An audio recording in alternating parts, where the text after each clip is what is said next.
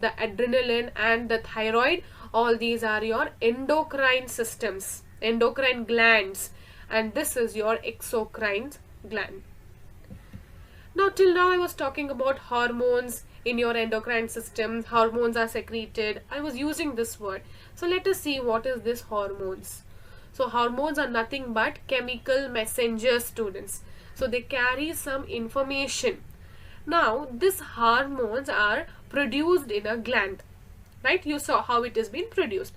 But students, it will show its action in the other part of the body. So wherever it is synthesized or wherever it is secreted, it will not show its function. It will be carried through the bloodstream to the other region, to the targeted region, and then it will try to show its action. Let us try to understand this with some example. Now look at this image. Scary, right? So what will happen if you see a snake in front of you? So there are some expressions, right? What will happen? Your eyes will try to widen. You get scared, right? Now imagine a dog is chasing you. What will happen to you? Your heartbeat has raised. Your breathing rate is increased.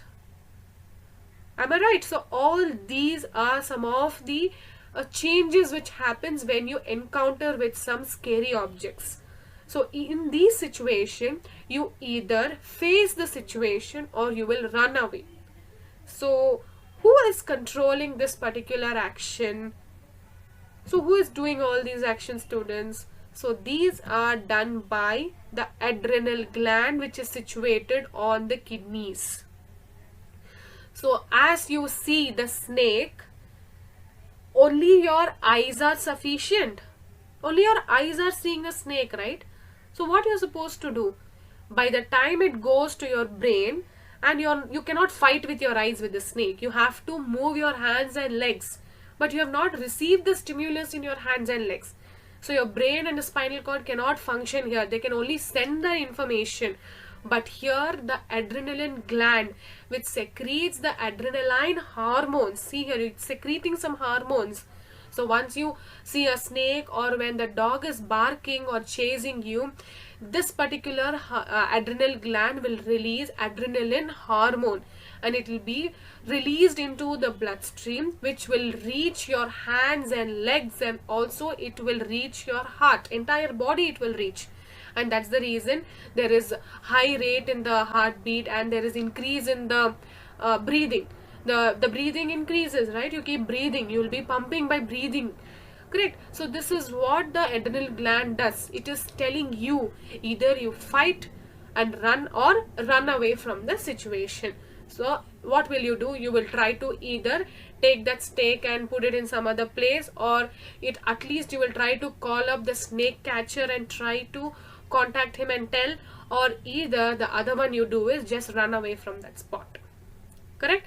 So these are some of the actions which is done by the hormones in the body. Now students, let us see some of the other examples of the hormone system now. So first thing here you can see the pituitary gland. So here is the pituitary gland located, and these pituitary gland will secrete some growth hormones, students, and also it will produce several hormones that will control the work of the other glands in the body.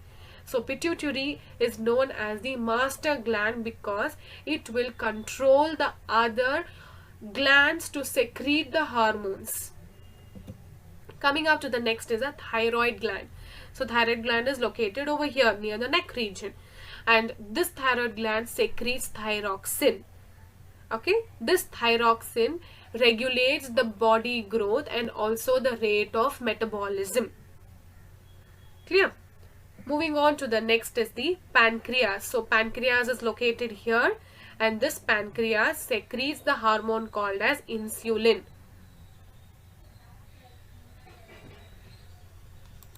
So this secretes the hormone called as insulin, and insulin will be released whenever the blood glucose level is high. Okay, and coming to the next is the testosterone, which is secreted in the males in the testis, and this will secrete the hormone called as testosterone, and this hormone controls the sexual development and the production of sperm in the males. And the other one is the estrogen, which is secreted by the ovaries, and this will also control the sexual development and the maturation of the eggs, which is also controlling the menstrual cycle in the females. Next is the adrenal gland. Just now I have explained about the adrenal gland, which will produce the hormone called as adrenaline, and this adrenaline regulates the body with the regulates the salt and water in the body, and this is also called as a flight hormone. Okay, and the other one is the hypothalamus. Students, this hypothalamus is also helps the pituitary gland to release some hormones. So whenever there is less hormone, this hypothalamus will tell the pituitary gland to contact the other glands to release or decrease or increase the hormone. So it stimulates the pituitary gland to release the hormones. So this was about the endocrine system, where all the glands are mentioned and the hormones which has been released by them. There's yet another feedback mechanism which you can see in our body, students, and that is also based on the hormones. So feedback mechanism is like the switches. These are kind of a switches in the body, which is on whenever it is required and it will be off whenever it is not required. For example, the blood sugar level rises in the blood when you eat. Okay, so what happens? There are some cells in the pancreas which will detect the high glucose level in the blood. It will tell the insulin. The pancreas will try to secrete the insulin. So insulin will try to lower the blood sugars in the blood. Now once the sugar level decreases in the blood, this particular information is passed on to the pancreas again. And again this pancreas will stop the production of insulin because there is no more glucose, right? So as it is when it is required, it will switch on, and when it is not required, it will tell the cells to stop secreting the hormones. So this is known as the feedback mechanism. Now let us try to learn some of the values from this topic, students. Hormones controls our internal mechanisms, and we must also control our mind. We should have that control, hold over our thoughts and minds. And also they work effectively with cooperation and coordination, and hence we must also cooperate and coordinate with others. Clear? So this was about the hormonal system. I hope you enjoyed the class. Thank you, students. In the next class, let us learn about the hormones in plants.